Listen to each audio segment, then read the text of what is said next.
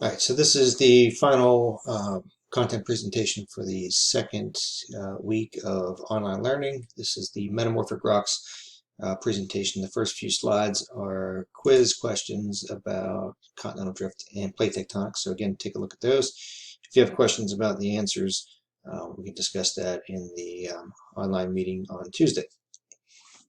So this Metamorphic Rocks, a lot of these slides are from the PowerPoint presentation that was on the rock cycle, and so I'll say some of that again here, but same exact slides.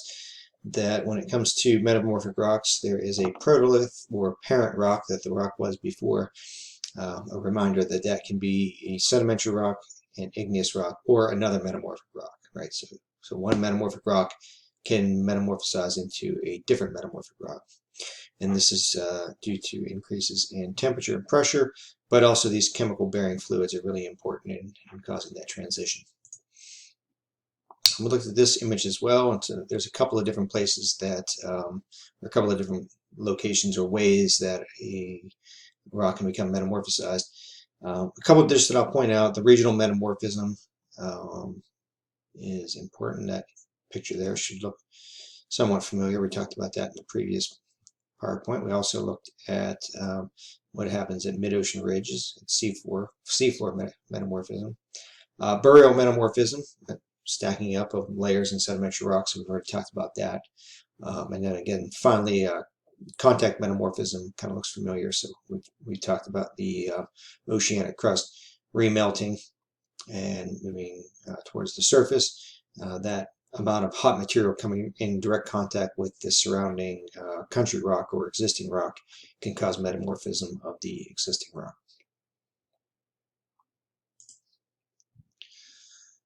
All right, and then there's two main categories, and normally at this time in class we would look at the rock samples and try to categorize them as foliated or non-foliated.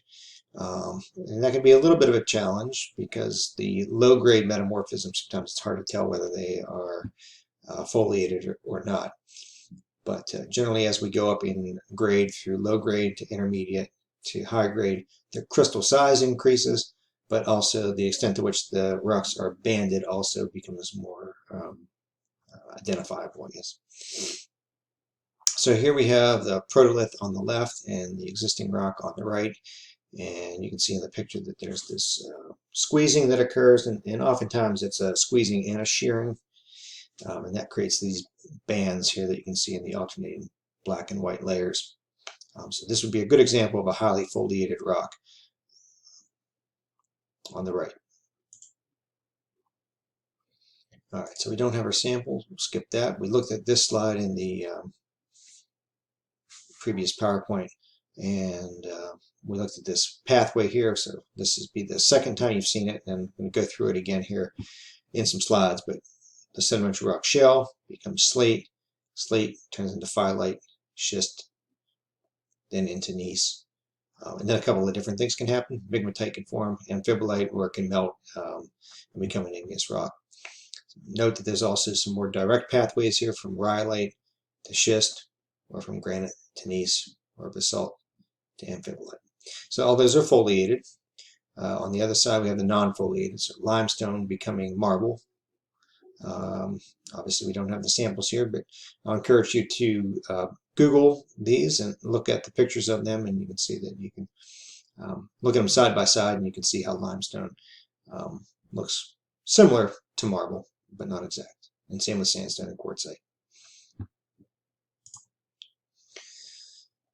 All right, so we have our foliated here at the top, our non-foliated at the bottom. Again, I'll encourage you to Google each of the names of the rocks that are listed here and become a little bit familiar with what they look like. All right, on the far right side, we have the parent rock, that what it was before, and you can see here we're moving through that pathway of slate, phyllite, schist, gneiss, going from fine to more coarse-grained and more foliated. All right. Note that the non-foliated, again, the crystal size is large, but in the case of marble and quartzite, large crystal size, but not foliated. Okay. All right, so here's shale, again, our sedimentary rock shell. That's a starting point for this pathway that then becomes slate. So we don't build much out of shale just because it it breaks apart. There's not much, it won't withstand much. But after it's metamorphosized, it becomes slate, and we build a lot out of slate. We used to use it more for shingles, for blackboards, for countertops. You can see that it is foliated here.